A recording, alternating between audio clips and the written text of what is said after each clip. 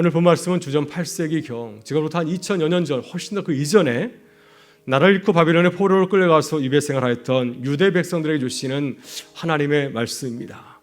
오늘 이사야 선지자는 바벨론 포로 생활 가운데 지치고 상한 백성들에게 말씀하십니다. 어떻게 우리가 이곳에서 다시 기쁨 감사를 되찾을 수 있을까? 오늘 주님 우리에게 세 가지의 길을 우리에게 소개해 주고 있습니다. 우리가 가장 먼저 해야 할 일이 무엇이겠습니까? 그것은 우리의 모습을 진단하고 우리의 모습을 솔직하게 고백하는 것입니다. 우리의 문제를 인정하는 것입니다. 우리의 문제를 알아야 우리의 문제를 해결하고 다시 일어날 수 있기 때문입니다.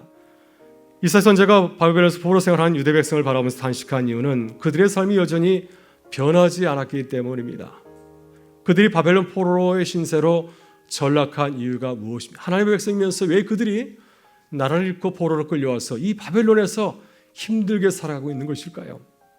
그들이 하나님 앞에서 하나님을 예비하며 하나님의 뜻에 순종하지 않았기 때문에 이러한 결과를 초래하게 된 것입니다.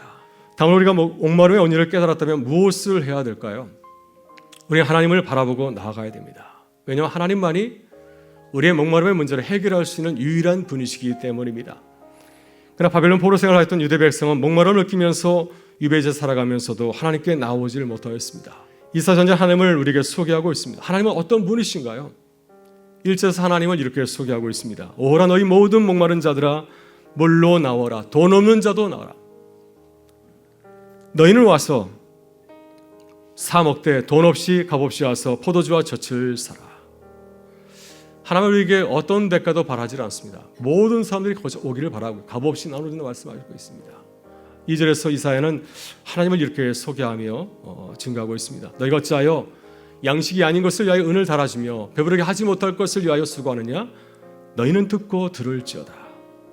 그리하면 너희가 좋은 것을 먹을 것이며 너희 자신들이 기름진 것으로 즐거움을 얻으리라. 마지막으로 우리의 목마름을 기쁨으로 바꾸려면 어떻게 해야 될까요? 우리가 하나님이 어떤 분이신지를 잘 알았다고 한다면 어떻게 해야 되겠습니까? 그 다음 순서는 주님을 찾고 부르짖는 것입니다. 불의한 재판관이 오늘 찾아간 과부이지 않습니까? 나의 문제는 이 재판관이 해결할 수 있다 생각해서 날마가서 부르짖지 않았습니까? 이와 같이 우리도 주님을 찾고 부르짖어야 됩니다. 그래야 하나님의 복이 우리의 삶 가운데 흘러넘치는 기쁨을 누리게 될 줄 믿습니다. 오늘 이사야 선지자는 바벨론에서 힘들게 포로 생활하는 하나님의 백성에게 촉구하고 있습니다. 그들이 살 것은 무엇입니까? 오직 하나, 하나님을 찾고 부르짖는 것입니다. 6절 7절에서 이사야 선지자는 유대 백성들에게 이렇게 간절하게 호소합니다. 너희는 여호와를 만날 때에 찾으라. 가까이 계실 때에 그를 부르라. 악인은 그의 길을, 불의한 자는 그의 생각을 버리고 여호와께로 돌아오라. 그리하면 그가 긍휼히 여기시리라. 우리 하나님께 돌아오라. 그가 너그럽게 용서하시리라. 하나님께서는 다시 나오는 자들 향해서 약속의 말씀을 주었습니다. 하나님께서는 우리가 어떠한 죄를 지었든 관계없이 나에게 나오는 모든 자들을 너그럽게 받아주신다고, 너희를 꾸짖지 아니한다고 주님은 말씀하고 있습니다.